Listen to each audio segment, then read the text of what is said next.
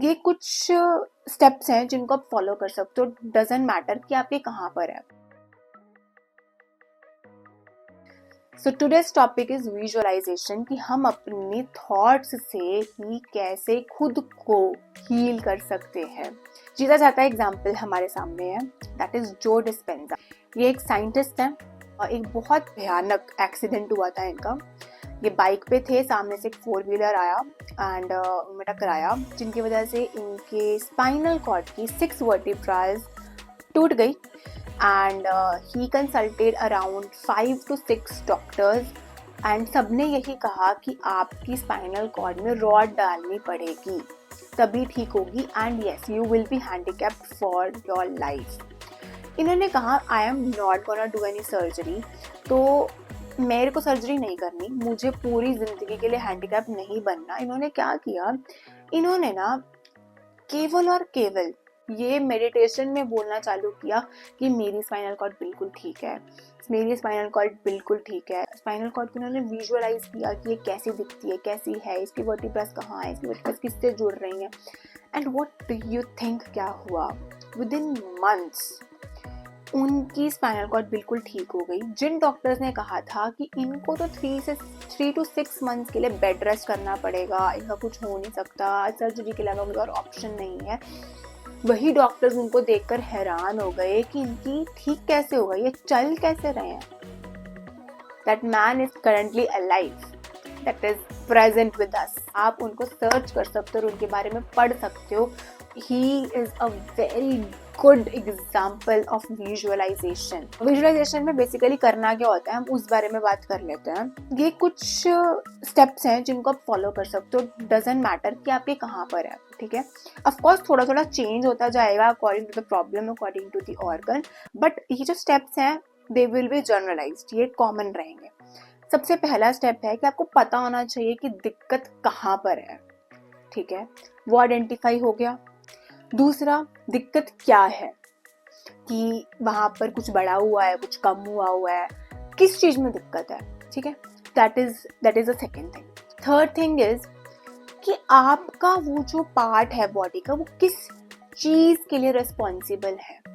अगर आंखें हैं तो वो देखने के लिए रिस्पॉन्सिबल है, ठीक है। अगर किडनीज है तो वो खून को साफ करने के लिए रिस्पॉन्सिबल है। ओवरीज है तो वो आपकी रिप्रोडक्शन के लिए रिस्पॉन्सिबल है। अगर आपका स्टमक है तो वो आपके खाने को डाइजेस्ट करने के लिए रिस्पॉन्सिबल है, खाने को लेने के लिए रिस्पॉन्सिबल है, एसिड्स को सिक्रीट करने के लिए रिस्पॉन्सिबल है, राइट। हमने ये कर लिया कि अब उस चीज की वैल्यू क्या है। चौथा पॉइंट आता है कि अब आपको उसको कितनी जल्दी ठीक करना है। अब सपोज करो कि देयर इज समथिंग स्वॉलन, ठीक है। सबसे पहली जो चीज होती है, हमारे अंदर अगर कोई भी प्रॉब्लम हो रही है ना, उसका हमेशा एक रीजन होता है। कभी भी जो हमारे अंदर बड़ी बड़ी प्रॉब्लम्स होती है ना, वो ऐसे धड़म करके नहीं आती। देयर आर ऑलवेज साइंस, छोटे छोटे साइंस आपको मिलते हैं। माइग्रेन आपको तब होता है जब आप अपने स्ट्रेस को कम करते ही नहीं हो। कितना सिंपल सा ये एग्जाम्पल है, राइट, कितना सिंपल सा एग्जाम्पल है। बिल्कुल उसी तरीके से जब आपको कोई बहुत बड़ी प्रॉब्लम आती है ना, उससे पहले छोटी छोटी प्रॉब्लम्स के रूप में आपकी बॉडी आपको सिग्नल्स देने लग जाती है। हो सकता है आपका सर दर्द होने लग जाए, आपको कोल्ड फीवर होने लग जाए, आपका मन ना करे, आप बहुत डिप्रेस्ड रहने लग जाओ। ये सारे जो सिग्नल्स होते हैं ना, हम इनको इग्नोर कर देते हैं। मैंने बताया था ना आपको, देयर आर ओनली 2 ऑप्शंस, इसके अलावा और कोई ऑप्शन नहीं है। पहला ऑप्शन आपको पता नहीं है, दूसरा ऑप्शन है कि आपको पता है लेकिन आप इग्नोरेंट, आपको दिख रहा है लेकिन आप फिर भी उस चीज को नहीं कर रहे। जब आपको दिख रहा है कि आपका सर दर्द हो रहा है, तो यू नीड टू थिंक ना कि आपका सर दर्द क्यों हो रहा है। या तो आप ओवरथिंक कर रहे हो, ओवरथिंक आप क्यों कर रहे हो, आपको स्ट्रेस हो रहा है, आपको स्ट्रेस किस चीज से हो रहा है, आपको स्ट्रेस क्यों हो रहा है। अब आप बोलोगे इस पे तो मैं और इसके बारे में तो मैं और सोचूंगा तो फिर मुझे और ज्यादा प्रेशर फील होगा, अगर और प्रेशर फील होगा तो मेरा और सर दर्द होगा। ऐसा नहीं होता।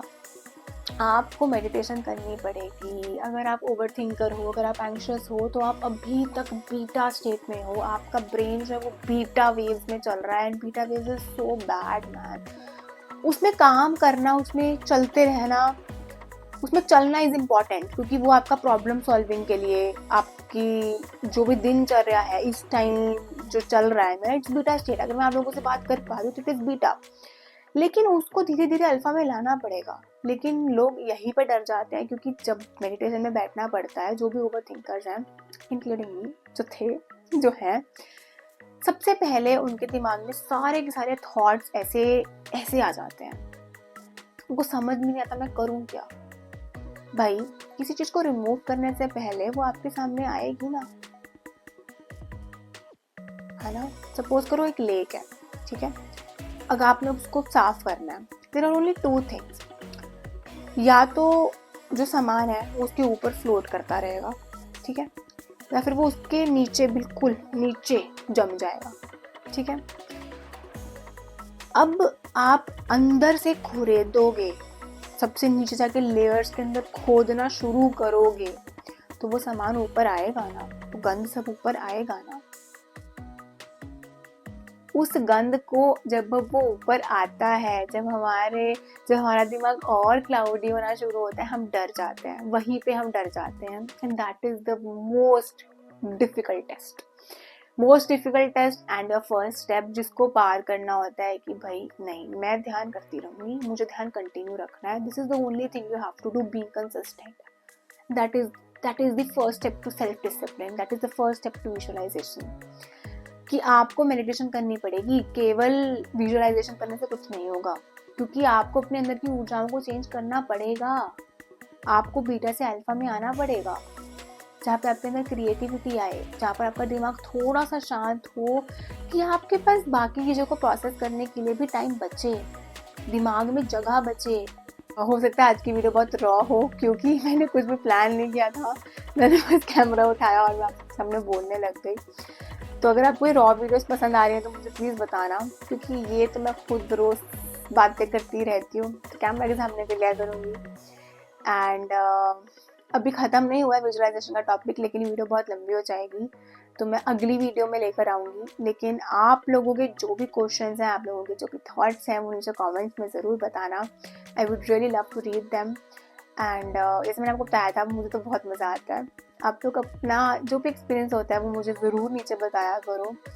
अगर आप लोग मेरे साथ मेडिटेशन करना चाहते हो, अगर आप लोग मेरे साथ यूके टाइम में करना चाहते हो, दैट इज़ यूके टाइम में मैं 6:15 पे करती हूँ, 6:15 AM BST, तो इंडिया में टाइम होता है 10:45 AM। अगर आप लोग उस टाइम पे कंफर्टेबल हो तब कर सकते हो। रिकॉर्डिंग्स भी अवेलेबल होती हैं, क्योंकि जितने लोग होंगे उतनी एनर्जीज हाई होती है, जितनी हाई एनर्जीज होती है उतना ध्यान करने में और मज़ा आता है, क्योंकि जो काम एक सोल पे हो रहा होता है वही काम सभी सोल्स पे हो रहा होता है। That is the beauty of group meditation.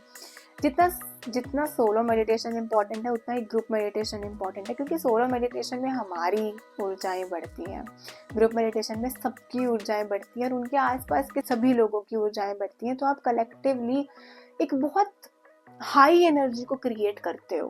That is such a beautiful thing.